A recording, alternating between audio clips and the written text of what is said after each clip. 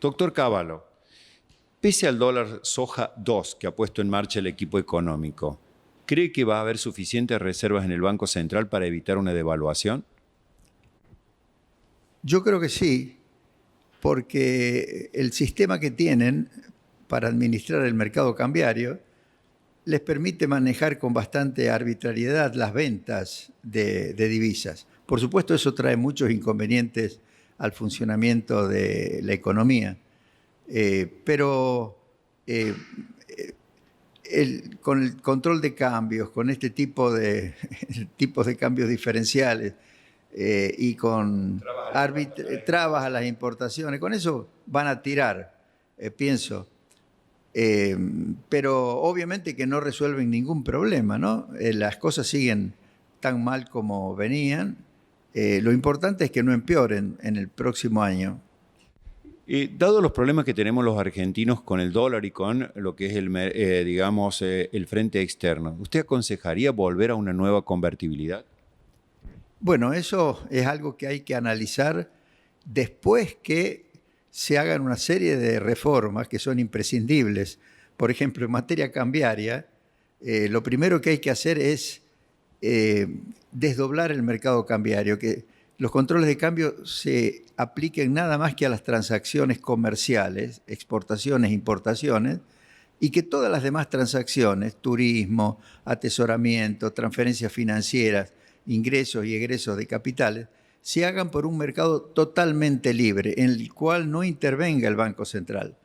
Esto significa que el dólar va a poder ser una moneda alternativa al peso que puede ayudar a funcionar mejor la economía. Después de eso, y si las medidas que se toman apuntan a una unificación del mercado cambiario, pero por vía de que se va apreciando el mercado libre, el tipo de cambio del mercado libre, va a haber un momento en que se va a poder unificar todo y va a haber un solo mercado.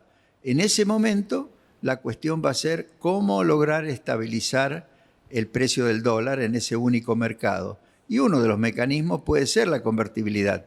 Otros proponen lisa y llanamente la dolarización. Pero nada de eso se puede hacer si no hay previamente un mercado libre en el cual cualquiera pueda comprar y vender dólares y todas las transacciones, excepto las comerciales, vayan por ese mercado. Conociendo la historia de los argentinos, ¿no iríamos muy rápidamente a una dolarización de la economía?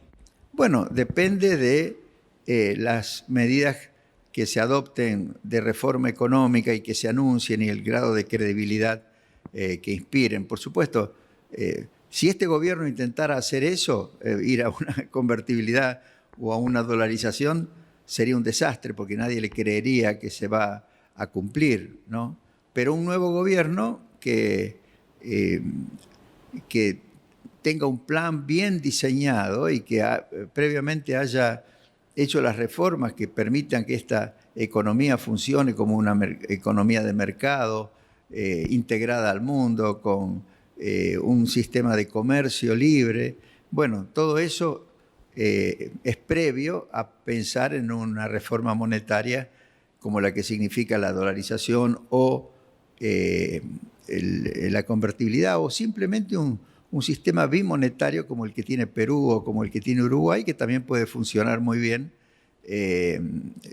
como funciona en esos países. Más allá de las restricciones en las operaciones con dólar, ¿vamos a una hiperinflación como prevén algunos? Yo espero que no. Por supuesto, el riesgo siempre existe por debilidad política, por suma de errores, pero yo creo que todavía existe la posibilidad de que este gobierno evite caer en una hiperinflación. ¿Pero este gobierno va a cumplir con el acuerdo con el Fondo Monetario en un año electoral como 2023? Bueno, el acuerdo con el Fondo Monetario es muy flexible, o sea, muy laxo. El Fondo Monetario le va a aceptar cualesquiera números que presente el gobierno. Lo importante aquí es que eviten una explosión inflacionaria como sería si ellos pretendieran producir una devaluación discreta, como por ejemplo, Rubinstein había escrito un proyecto de plan de estabilización que comenzaba con una devaluación inicial significativa, pero advertía que primero tienen que conseguir déficit fiscal cero. Por eso este gobierno no va a poder aplicar ese tipo de plan de estabilización, ¿no? Si bien es complejo, ¿cuáles serían las 2 o 3 medidas que habría que tomar para evitar una hiperinflación en la Argentina? Bueno, la que mencioné al principio, yo no entiendo por qué no lo hacen. Bueno, justamente lo primero que tendrían que hacer es decir, ahora el mercado cambiario está desdoblado, el mercado oficial solamente se compran los dólares de exportaciones y se venden los dólares para las importaciones. Todas las demás operaciones, en lugar de hacerse desde el mercado oficial a precios cada uno diferentes y de una manera muy arbitraria, hay que derivarlas a un mercado libre.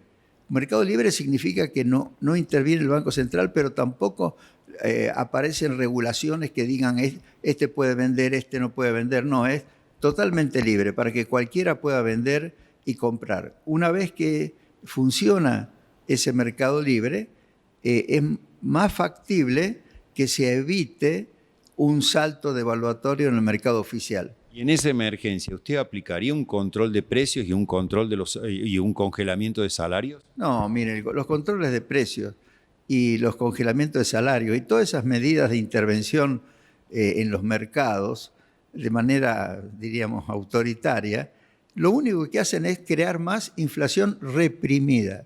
Cuando se agrega inflación reprimida a la inflación abierta que existe, se está preanunciando que después, en el futuro, va a haber un salto inflacionario. Por eso yo soy totalmente contrario a la aplicación de controles de precios, controles de salario.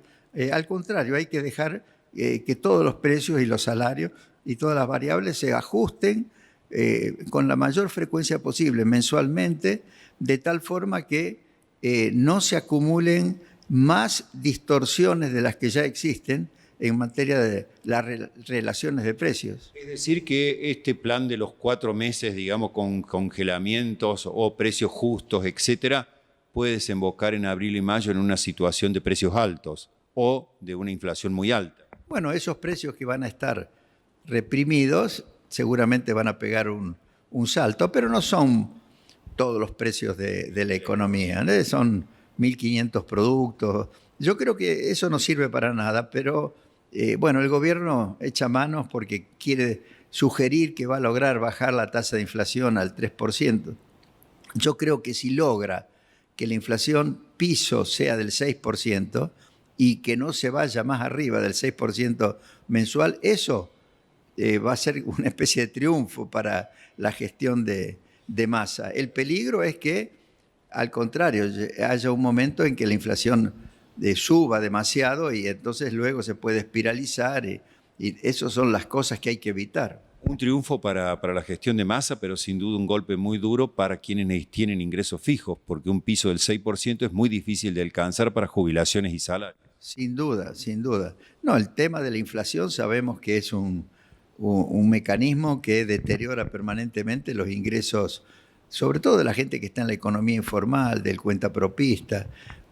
Los sindicatos logran en general negociar aumentos salariales que de todas maneras siempre van detrás de la inflación, pero por lo menos protegen un poco el salario real. Pero hay un 60% de la población que tiene ingresos a los que no puede ajustar por presión sindical, y entonces esa gente se perjudica permanentemente con la inflación. Se ha venido perjudicando. Por eso los que se quejan de posibles ajustes fiscales, más ajuste que lo que está produciendo la inflación sobre el nivel de vida de la gente, de los trabajadores en la economía informal, de los cuentapropistas, de los profesionales, no puede haber más de lo que ya existe. Bueno, 2 preguntas finales vinculadas con la política. Una, ¿Por qué lo ataca el kirchnerismo tanto, o ataca el neoliberalismo, como lo identifica usted, cuando lo elogiaba en la década de 1990? Bueno, porque Néstor no hablaba en esos términos, fue Cristina, porque a Cristina se le metió como mentor intelectual Kicillof. Kicillof desprecia el neoliberalismo porque él es un neomarxista. Entonces, y los neomarxistas que no pueden salir a defender el régimen comunista que hubo en Cuba, en Rusia, en Cuba, se deleitan con el régimen comunista de China, pero el régimen comunista de China es prácticamente un neocapitalismo. Y han inventado esto del neoliberalismo. No es invento de Kicillof. En realidad hay toda una corriente de los que antes eran marxistas y quedaron descolgados ideológicamente cuando cayó la Unión Soviética, que empezaron a ponerse en contra de las reformas que eran lógicas que ocurrieran en todos los países, en dirección a crear economías con mercados libres, más integrados al mundo y con un sector público bien disciplinado que cumpliera sus funciones. O sea que una candidatura de Cristina Kirchner va a tener la influencia de Kicillof, que usted dice que es algo así como un neocomunismo en cuanto a sus ideas económicas.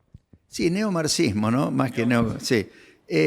Bueno, ya ahora, siendo Alberto Fernández, que obviamente no tenía esa ideología, el presidente, prácticamente la forma como han conducido la economía es como lo hubiera conducido Kicillof, ¿no? Ahora cambió un poco porque a su vez Massa ha adquirido mayor relevancia política al entrar en el Ministerio de Economía y Massa obviamente no está en esa línea, ¿no?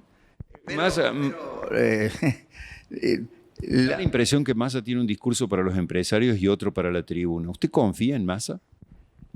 Bueno, es un político. Los políticos normalmente tienen que elegir el discurso que ellos creen que van a convencer a los ciudadanos. Yo en realidad no creo que convenza a nadie con este discurso, pero bueno, tiene derecho a intentarlo. Muy bien. Y para concluir, de los referentes económicos y políticos que usted escucha en la actualidad, ¿a quién cree que está orientado para lograr una Argentina en crecimiento? Bueno, por de pronto lo importante es que el líder que vaya a surgir de las próximas elecciones, el presidente, tenga ideas claras respecto del rumbo que le quiere dar al país en todo sentido y que elija un conjunto de funcionarios para el área económica que estén bien preparados. ¿Y quién tiene ese? Hay varios. Bueno, yo creo que el líder va a surgir de Juntos por el Cambio. Algunos piensan que puede ser Milei, que está subiendo mucho en las encuestas, pero yo creo que de todas maneras va a surgir un líder de Juntos por el Cambio, que podrá ser Patricia Bullrich, Rodríguez Larreta. También pienso que va a competir ahí algún radical, Gerardo Morales, y seguramente, bueno, la gran incógnita es si Macri va a participar o no, pero de ahí va a surgir, en mi opinión, el líder y cuáles sean las ideas que ese líder plantee respecto del rumbo que debe tener el país y la organización económica, va a ser clave. Ahora, Milei también va a jugar un rol, en mi opinión, porque va a tener un grupo importante de diputados y un acuerdo parlamentario para respaldar políticas que vayan en la dirección correcta va a ser necesario, ¿no? Decir que va a buscar un acuerdo con Milei. Y si alguno de ellos lo convocara, ¿volvería a la función pública? ¿Volvería a ser ministro? No, yo estoy a disposición para ayudar a quien quiera hacer las cosas bien en la Argentina y de hecho estoy conversando con todos los que me piden que me explican sus ideas, etcétera.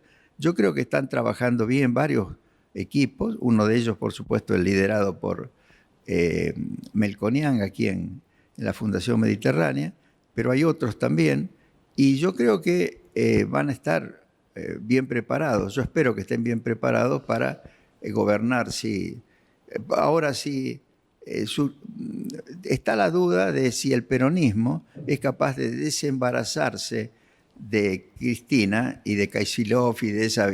Y un peronismo, como fue en definitiva el peronismo de Menem, es capaz de encauzar la política en la dirección de las reformas que son necesarias, ¿no? Hasta ahora no se ve quién podría jugar ese rol, ¿no? Doctor Cavallo, muchas gracias. Muy bien, es un gusto.